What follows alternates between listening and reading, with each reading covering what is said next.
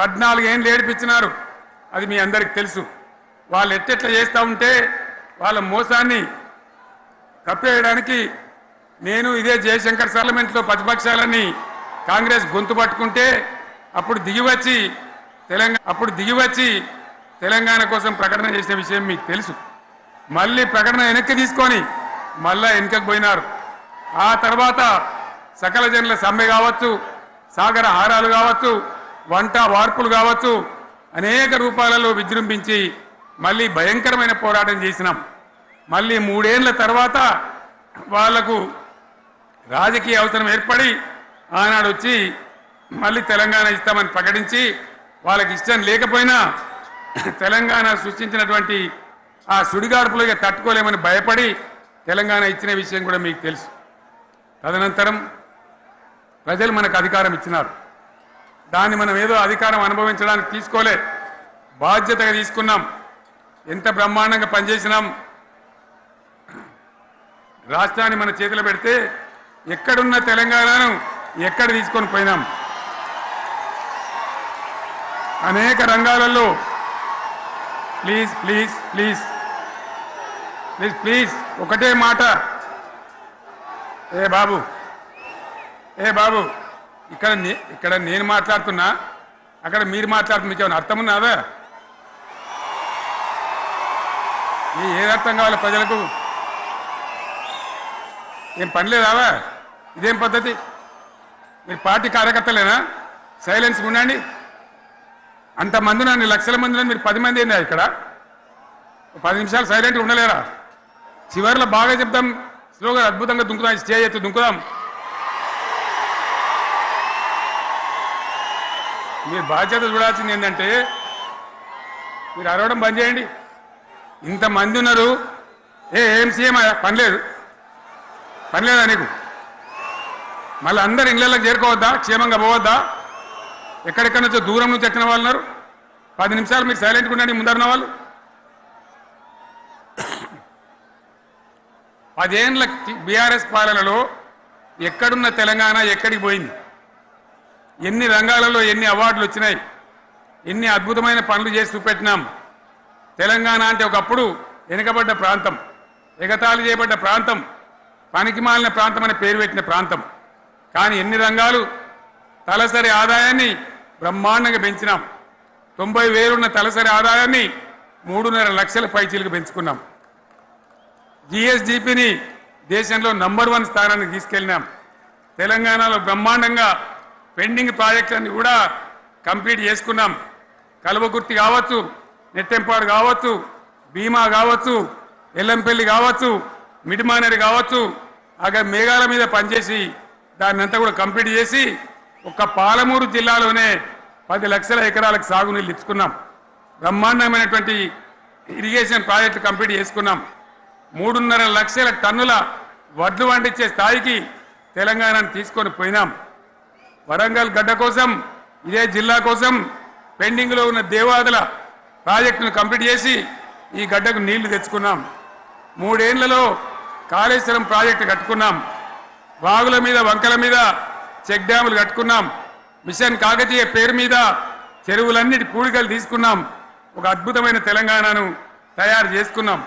పడావు భూములన్నీ పంట పొలాలుగా మార్చుకున్నాం. ఆనాడు బీఆర్ఎస్ పాలనలో చెరువుల నిండా జలరాశులు, రైతుల కళ్ళాల నిండా ధాన్య రాశులతోని బ్రహ్మాండంగా తెలంగాణ అద్భుతంగా పురోగమించిన విషయం మీకు తెలుసు.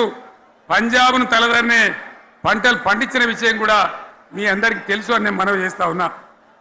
రైతు కష్టమేందో నాకు తెలుసు. నేను స్వయంగా రైతును కాబట్టి రైతాంగాన్ని కడుపులో పెట్టి చూసుకున్నాం. మీ అందరికి ఒక మాట చెప్తా ఉన్నా. ఈ దేశంలో షేర్షా సూరి అని ఒక రాజు ఉండే. ఆయన కాలంలోనే రెవెన్యూ సంస్కరణలు తెచ్చినారు. నేను చెప్పే మాట మంచి వినాలి మీరు. చరిత్ర పొడుగుత చూస్తే షేర్షా సూరి నుంచి స్వతంత్ర భారతం వచ్చిన తర్వాత ప్రజాస్వామ్య ప్రభుత్వాలు కూడా రైతుల దగ్గర రకరకాల శిస్తులు వసూలు చేసినారు. రైతుల దగ్గర డబ్బులు వసూలు చేసినారు. తహసీల్ రకాలు వసూలు చేసినారు. నీటి తీరువాలు వసూలు చేసినారు. కానీ రైతును చూడాలని వాడు అందుకోలే. భారతదేశంలోనే ఎక్కడ కూడా లేని స్కీమ్. నన్ను వాళ్ళు అడగలే, ఎలక్షన్లలో చెప్పలే. నాకు నేనుగా ఆలోచించి, ప్రభుత్వమే ఆలోచించి రైతు బంధు పథకాన్ని తెచ్చినాం. చాలా బ్రహ్మాండంగా రైతు బంధు పథకాన్ని అమలు చేసినాం. రైతాంగానికి ఎటువంటి కరెంట్ ఇచ్చినాం, ఎంత అద్భుతమైన కరెంట్ ఇచ్చినాం. ఆంధ్ర వలసవాద ముఖ్యమంత్రులు ఏం మాటలు మాట్లాడినారు.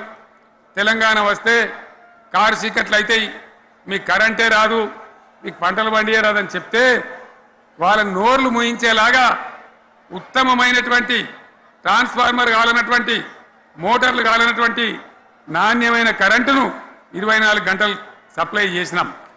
రైతు ఇంట్లో కూర్చుంటే పొలాల కాడ బోర్లు దుంకినాయి, మీరందరూ కళ్ళార చూసినారు. నాకంటే ఆ విషయం మీకే ఎక్కువ తెలుసు. అదేవిధంగా రైతులు చనిపోతే 2 ఎకరాలు 3 ఎకరాలు ఉన్న రైతులు ఏముంటుంది, వాళ్ళకి ఆదాయం ఉండదు. వాళ్ళు సస్తే బీఆర్ఎస్ రాకముందు పట్టించుకున్న నాతులు లేడు. అదే బీఆర్ఎస్ వచ్చిన తర్వాత రైతు బీమా ఇచ్చి వాళ్ళు చనిపోయినాక 8 రోజుల్లోనే వాళ్లకు రైతు బీమా అందే విధంగా ఆనాడు చర్యలు తీసుకున్నాం.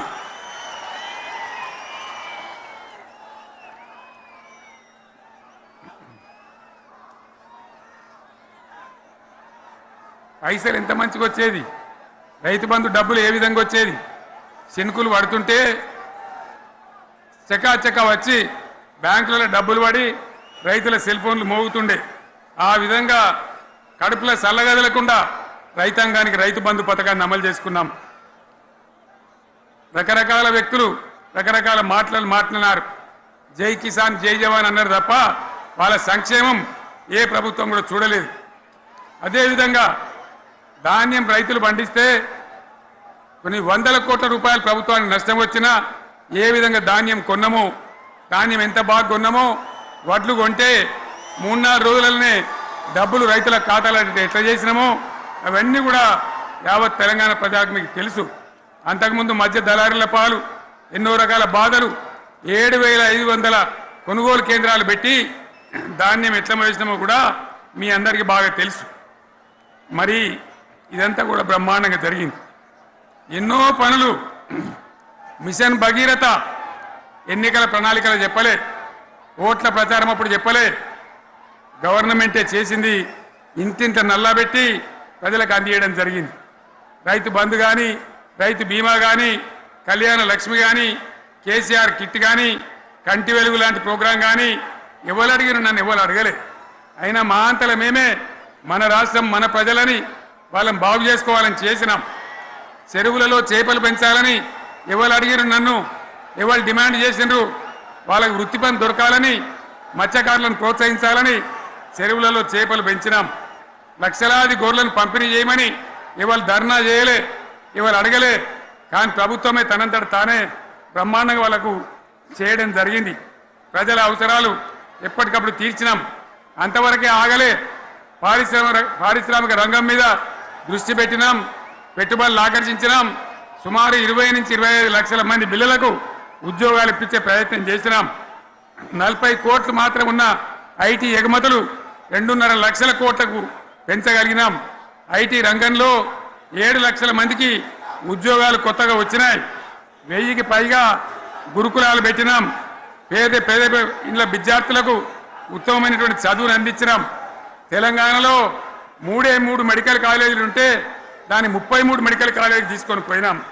ఈ విధంగా అది ఒకటి మాత్రమే కాదు, బీఆర్ఎస్ టైంలో మత కల్లోలం లేదు, కర్ఫ్యూ లేదు, కల్లోలం లేదు. శాంతి భద్రతలన్నీ కూడా బ్రహ్మాండంగా కాపాడి ప్రతి ఒక్కరిని కూడా కాపాడే బాధ్యత తీసుకొని కడుపులో పెట్టుకొని చూసుకున్నాం. ఇవన్నీ కూడా నా డైలాగులు కాదు, నేను చెప్పే స్టోరీలు కాదు. ఇవన్నీ పార్లమెంట్ వేదికగా కేంద్ర ప్రభుత్వం అనేక సందర్భాల్లో వెల్లడించినటువంటి విషయాలు. Reserve bank of India, comptroller general of India వాళ్ళు వెల్లడించినటువంటి అధికారమైనటువంటి లెక్కలని చెప్పి కూడా నేను మీకు మనవి చేస్తా ఉన్నా. ఇవన్నీ జరిగినాయి. ఇప్పుడు నేను చెప్పిందంతా కూడా మీ కళ్ళ ముందరనే జరిగింది. మరి కాంగ్రెస్ వచ్చి ఏడాదిని అర్థమా? మరి ఏం మాయరోగం వచ్చే, ఏం బీమార్ వచ్చే, ఏమేమి చెప్పిరి, ఎన్నెన్ని చెప్పిరి, మీకు కావాల్సింది ఇదే కదా, చెప్తా ఇక.